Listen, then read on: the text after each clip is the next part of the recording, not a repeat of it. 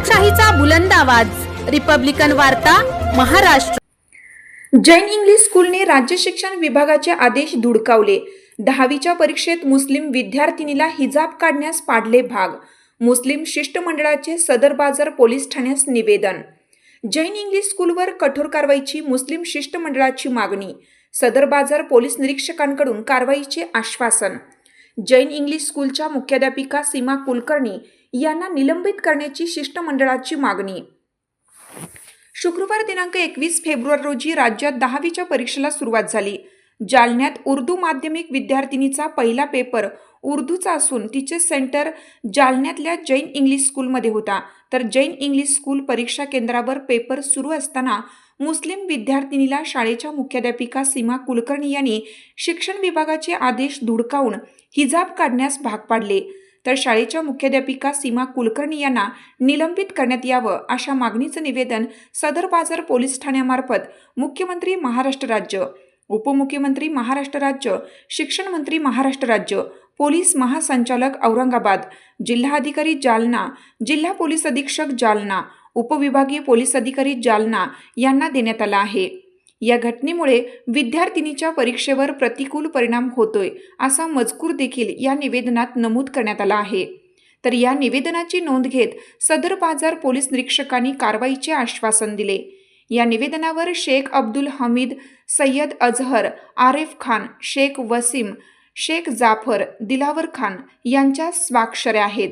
Police station पहुंचकर सदर विहार police मार्फत माननीय राज्यपाल साहब, मुख्यमंत्री साहब, उप मुख्यमंत्री साहब, शिक्षण मंत्री साहब और शिक्षण अधिकारी, जिलाधिकारी और एसपी साहब जालना जिला और डीवाईएसपी साहब जालना शहर, इनके मार्फत राज्यपाल साहब को एक निवेदन दिया है कि कल 10वीं बोर्ड की जो परीक्षा शुरू हुई जालना शहर के अंदर, तो कुछ मुस्लिम उर्दू विषय का पेपर था, तो बच्चियाँ कल उर्दू पेपर देने के लिए इंग्लिश जैन स्कूल में गए थे।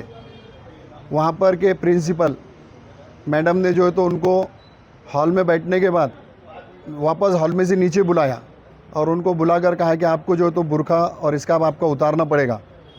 बच्चियों ने कहा कि मैडम हमारे पास में नक्कल वगैरह कुछ भी नहीं, आप हमारी तलाशी चेकिंग कर सकते, लेडीज़ मार्फत, लेडीज़ पुलिस के मार्फत आप चेकिंग कीजिए या आपकी लेडीज़ कर्मचारी के मार्फत आप हमारी चेकिंग कीजिए। लेकिन मैडम ने कहा कि चेकिंग करने के बाद भी मैडम ने कहा कि आपको बुर्का और स्कार्फ आपका उतारना पड़ेगा, वरना मैं जो है तो आपको एक परीक्षा नहीं देने दूंगी। इस विषय में हम जो है तो सर के यहाँ निवेदन देने के लिए आए थे। इनके मार्फत हमने जो है तो मैंने जो पहले जिक्र किया उनको जो है तो हमने निवेदन देने की कोशिश की है। क्या मांग रही है?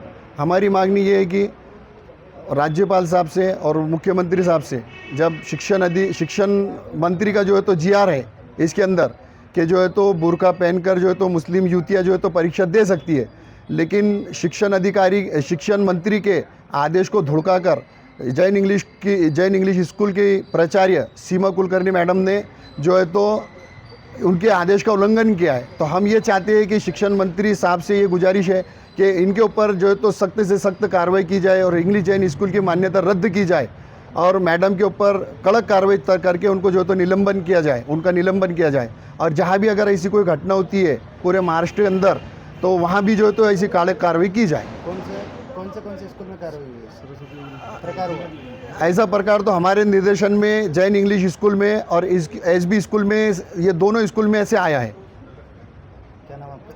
मेरा नाम शेख अब्दुल हमीद, समाज सेवक, और मेरे साथ निवेदन दिले, काय मागणी होती आणि पण काय कारवाई करणार?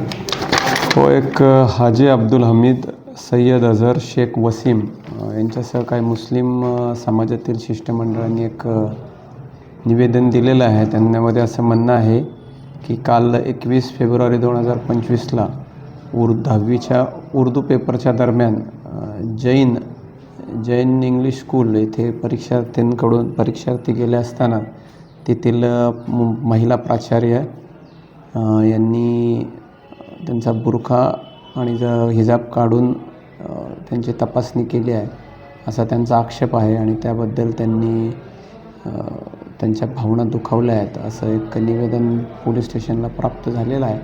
तर त्याप्रमाणे आपण जे काही नियमानुसार त्यांच्या विभागाशी संपर्क करून आणि जे नियमात आहे त्यानुसार कारवाई करू।